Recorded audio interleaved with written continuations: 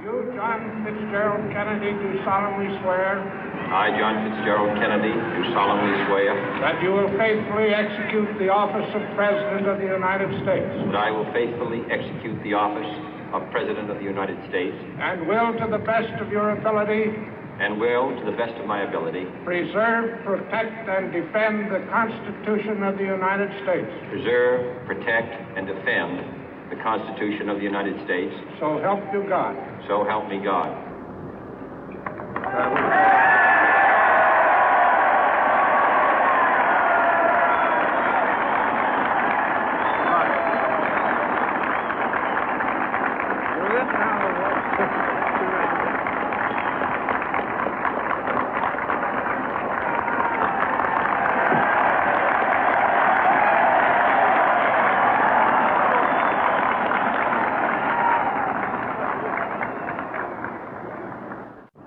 Vice President Johnson, Mr. Speaker, Mr. Chief Justice, President Eisenhower, Vice President Nixon, President Truman, Reverend clergy, fellow citizens.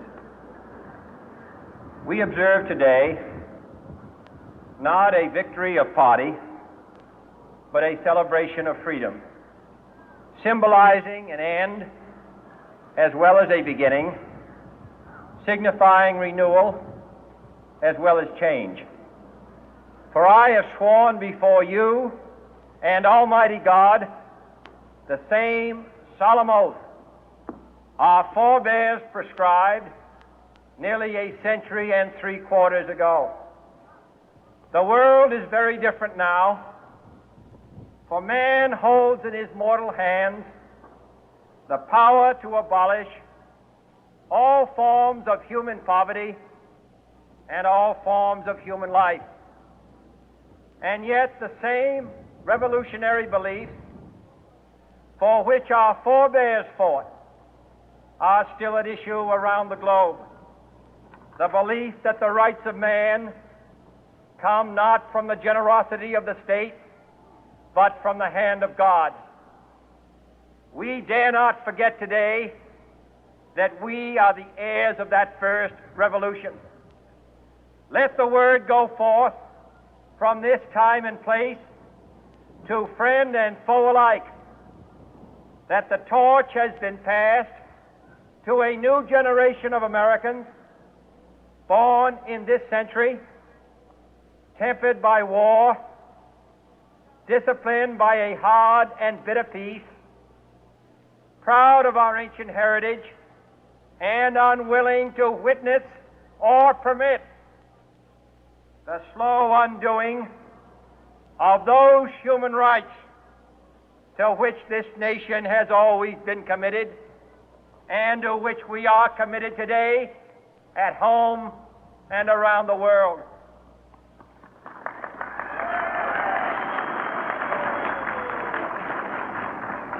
Let every nation know, whether it wishes us well or ill, that we shall pay any price, bear any burden, meet any hardship, support any friend, oppose any foe to assure the survival and the success of liberty.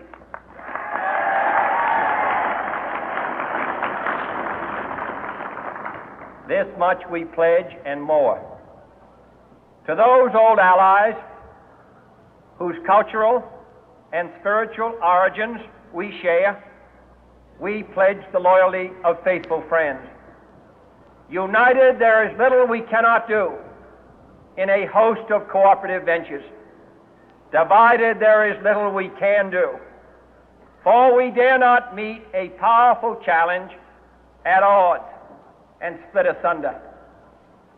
To those new states whom we welcome to the ranks of the free, we pledge our word that one form of colonial control shall not have passed away, merely to be replaced by a far more iron tyranny. We shall not always expect to find them supporting our view, but we shall always hope to find them strongly supporting their own freedom, and to remember that in the past, those who foolishly sought power by riding the back of the tiger ended up inside.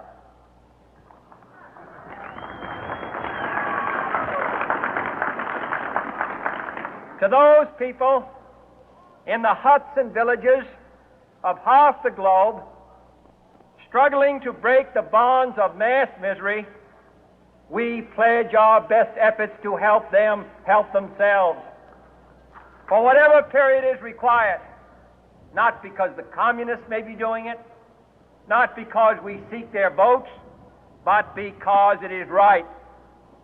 If a free society cannot help the many who are poor, it cannot save the few who are rich.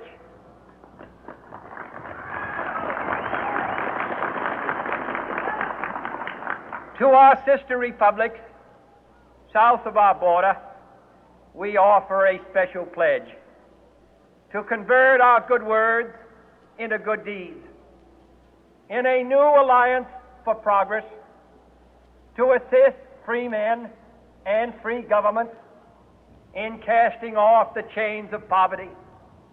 But this peaceful revolution of hope cannot become the prey of hostile powers. Let all our neighbors know that we shall join with them to oppose aggression or subversion anywhere in the Americas. And let every other power know that this hemisphere intends to remain the master of its own house.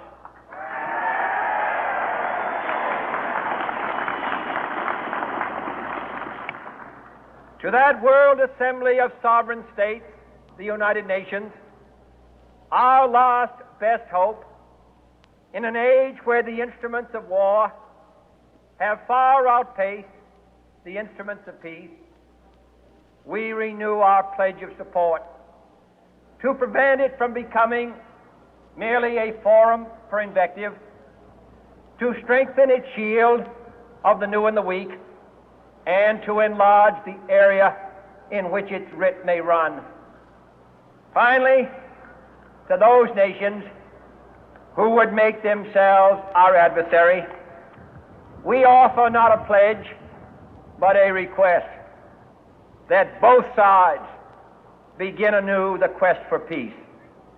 Before the dark powers of destruction, unleashed by science, engulf all humanity in planned or accidental self-destruction, we dare not tempt them with weakness, for only when our arms are sufficient beyond doubt can we be certain beyond doubt that they will never be employed.